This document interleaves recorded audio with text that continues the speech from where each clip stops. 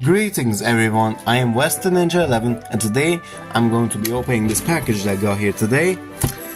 What this package contains is some Trackmaster items. That's all we have to say about it, so without further ado, let's crack it open.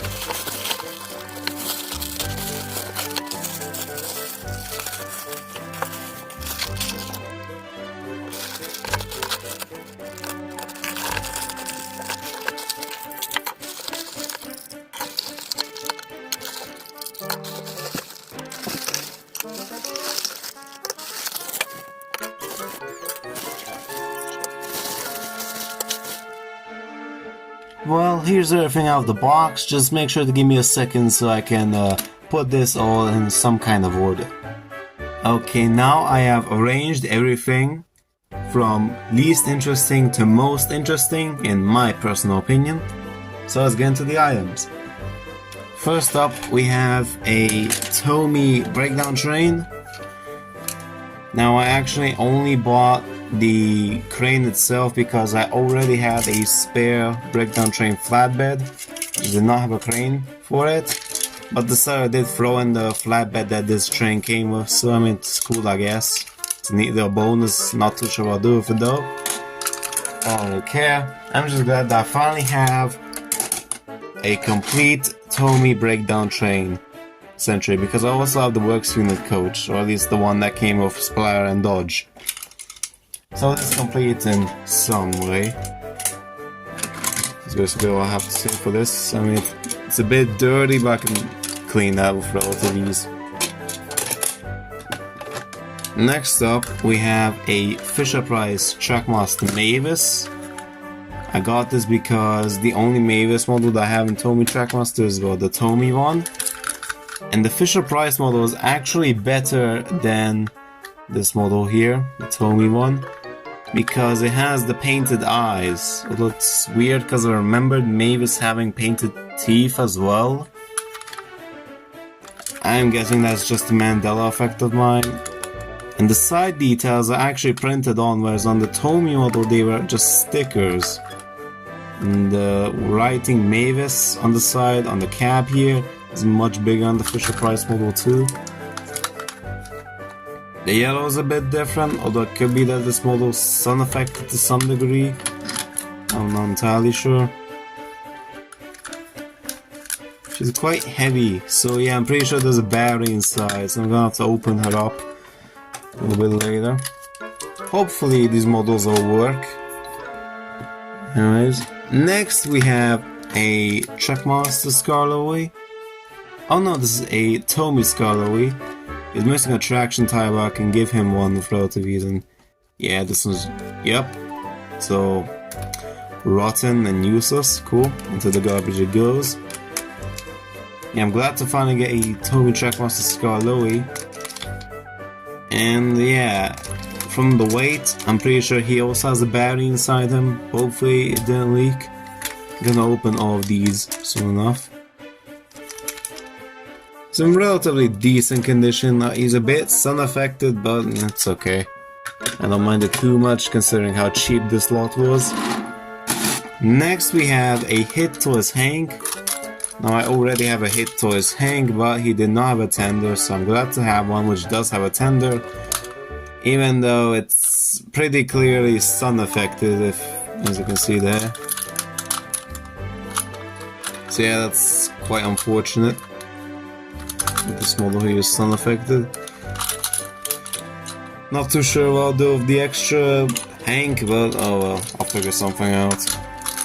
I'm just glad that I finally got tender. I'm gonna open up the battery compartment right now because he doesn't need a screwdriver, and look at that, it's empty. Look inside. No leakage. So in theory it should work just fine. Let's test it out.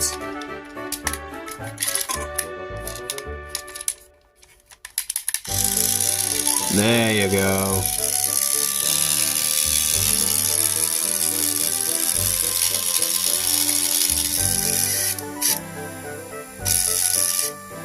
It doesn't appear to be the strongest, but I'm just glad it works, honestly.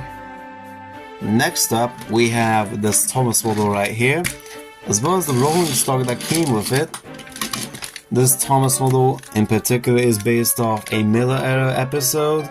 I have no clue as to what the name of the episode was, and was probably rather forgettable. It looks like the traction tire start to decay. Ooh yeah, Yep, it's decayed quite a bit, as you can see right there. Yeah, it's odd. I haven't seen the Fisher-Price models traction tires decay up until now. Yeah, and he's missing the sticker on the back, and he's a bit sun affected from the back here, as you can see, because the blue is different compared to the blue here. And I can feel that he also has a battery inside him, judging by the weight. So hopefully it didn't leak out. And we also have the rolling stock that came with this Thomas in the free pack that was released in. We have this little caboose here of Mr. what was this dude's name? Mr. Bubbles, I think. Correct me if I'm wrong. Yeah, pretty garbage character, honestly. And there's also this little flatbed here, this little bucket filled with, what was it? Filled with bubbles or whatever. And yeah, it has this little gimmick where you can change it to have a little lid on top, or to have bubbles coming out of it. It's a neat little gimmick.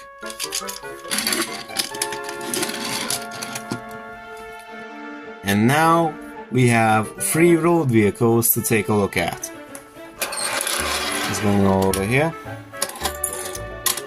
Let's start off with Patrick. Patrick seems to be in relatively good condition, although I think he's missing something from the back. I don't know, maybe there's a piece broken off the back, but I don't know. I just feel like there's something missing from here. I'm not too sure what it is.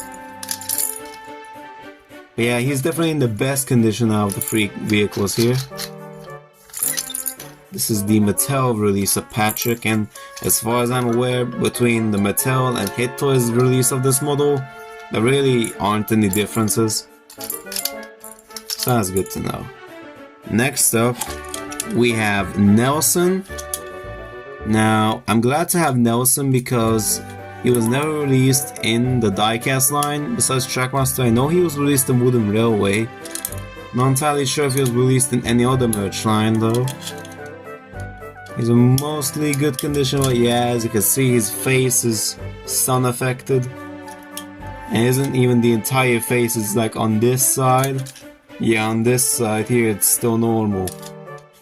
So yeah, it doesn't really look that good. Not too sure what I'll do about that. There's a neat little dumper here. And he also has an opening back door on the dumper. Yeah, it's cool. I'm glad to have Nelson in my collection. And now for the very last one, that being Trackmaster Buster. Yeah, this guy is quite rare and sought after because this is the only piece of Buster merchandise to be ever released. Yeah, unfortunately it's missing the roof section, but yeah, it's a pretty common issue with Buster models.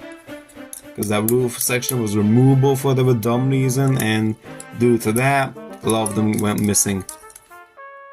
Yeah, it's definitely unfortunate, and as you can see, this roller on the front is sun affected, right there. If I move it, that becomes clean essentially. Yeah, it's quite unfortunate, but I'm just glad to have a Buster model in my collection, considering how rare he is. Now let's check the batteries of these 3 engines to see if they have leaked or not.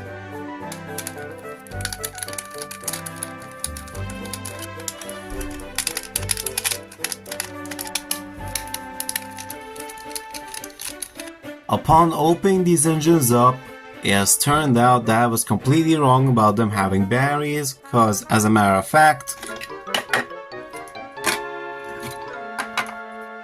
none of them had batteries inside them.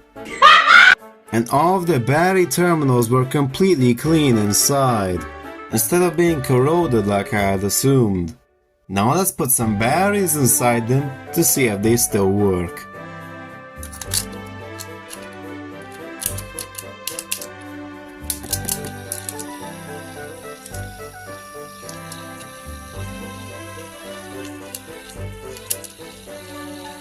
Mavis still works, but she does appear to have some kind of issue, as one of her wheels keeps getting stuck.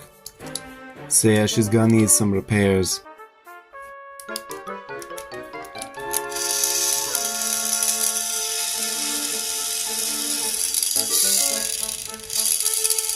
Skarloey works just fine.